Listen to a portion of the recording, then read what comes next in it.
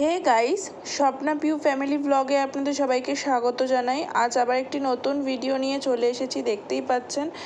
পুরো ভিডিওটা দেখতে থাকুন স্ক্রিপ্ট না করে। শ্রাবণ মাসের তৃতীয় সোমবার ছিল। তৃতীয় সোমবারে আমি উপোস করেছিলাম, আর দুটো যেই গেছে মানে প্রথম সোমবার আর দ্বিতীয় সোমবার, ওই দুটো সোমবারে আমি উপোস করতে পারিনি কিছু কারণে। তো এই জায়গাটাতে আমি একটা লাল কাপড় পেতে নিলাম, তারপরে একটা পদ্ম ফুলের মতন একটা আসন ছিল, ওটা আমাদের গোপুর আসন, ওটা পেতে নিলাম। পেতে নেওয়ার পরে শিব ঠাকুরের যে পাথরের বাটি আছে ওই বাটিটাও পেতে নেওয়ার পরে শিব ঠাকুরটা আস্তে করে বসিয়ে দিয়ে শিব ঠাকুরের যেই নানান জিনিস আছে, সাপ, ত্রিশূল, নন্দী, তো সব কিছু শিব ঠাকুরের কাছে দিয়ে দিলাম। এখানে দেখুন সব কিছু কেটে ধুয়ে আগের থেকে সাজিয়ে রেখে দিয়েছি যাতে আমার প্রবলেম না হয়। ঘি, মধু, ফল, দুধ, দই, বাতাসা, গোটা ফল, ফুল আছে, আকন্দ ফুল, নীলকণ্ঠ, সব কিছু।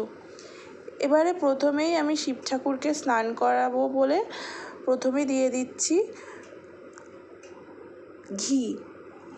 ঘি দিয়ে ভালো করে মাখিয়ে নেব শিব ঠাকুরকে।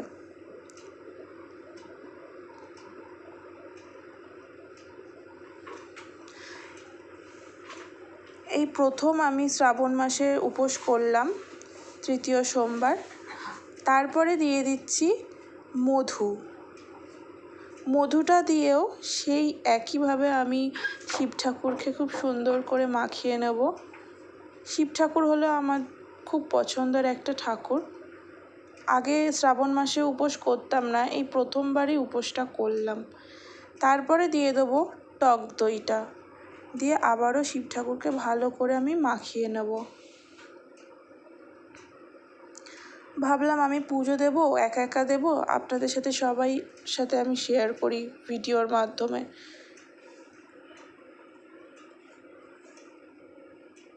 দইটাও আমি মাখিয়ে নিচ্ছি শিব ঠাকুরকে সুন্দর করে।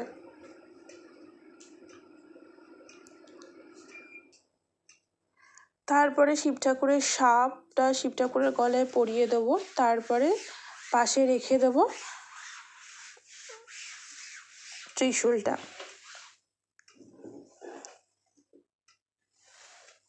এবারে আমি স্নান করাবো শিব ঠাকুরকে দুধ, ঘি আর মধু দিয়ে। স্নান করাচ্ছিলাম আর বলছিলাম ওম নমঃ শিবায়, ওম নমঃ শিবায়, ওম নমঃ শিবায়।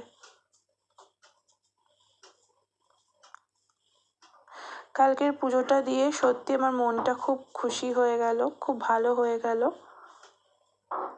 এবারে আমি শিব ঠাকুরের পৈতেটা শিব ঠাকুরকে পরিয়ে দেবো।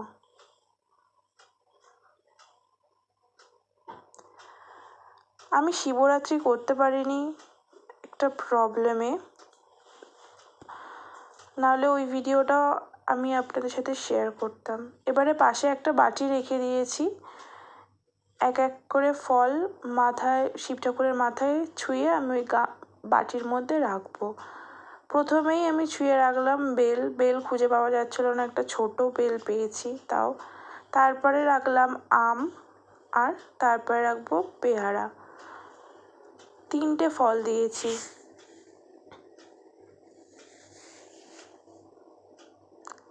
তারপরে কাটা ফলটা মাথায় ছুঁয়ে শিব ঠাকুরের পাশে রেখে দিচ্ছি। কোথায় রাখবো বুঝতে পারছিলাম না, তারপরে একটা জায়গায় ভাবলাম যে হ্যাঁ এই জায়গাটা রাখলে ভালো হবে, সেই জায়গাটাতে রেখে দিলাম। আমি বাইরে পুজো দিইনি, আমি ঘরেই পুজো দিয়েছি। তারপরে শিব ঠাকুরকে আমি পরিয়ে দিচ্ছি আকন্দের মালাটা। আকন্দ ফুল, বেলপাতা সব কিছু দিয়ে এবার শিব ঠাকুরকে আমি সুন্দর করে সাজিয়ে দেব, পুরো নিজের মনের মতন করে সাজাবো আজকে। নীলকণ্ঠ ফুল সব কিছু দিয়ে সুন্দর করে সাজিয়ে নেব। তারপরে একটা বাতাসা দিয়ে দেবো, আর 2 টাকা দিয়েছিলাম শিব ঠাকুরের কাছে। টগর ফুল দিয়েও খুব সুন্দর করে সাজিয়ে নিয়েছি। তারপরে শিব ঠাকুরকে খেতে দিয়ে দেবো। দিয়ে দিলাম গ্লাস ভর্তি জল, পেয়ারা আর আম কেটে।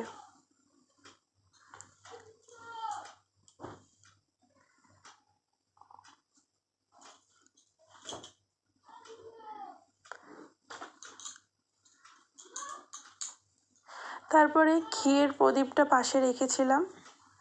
এবারে পঞ্চপ্রদীপটা আমি জ্বালিয়ে নিচ্ছি, একটু আরতি করব তাই জন্য। সুন্দর করে আরতি করে নিচ্ছি। উলু শঙ্খ জ্বালিয়ে আরতি করে নেব আর ধূপটা দেখিয়ে নেব।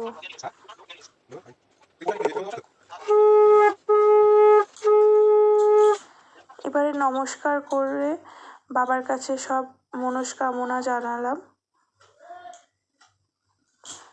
তার আগে আমার সমস্ত ঠাকুরকে আমার খেতে দেওয়া হয়ে গেছে, ফুল টুল সাজিয়ে গপুকেও খেতে দিয়ে দিয়েছি।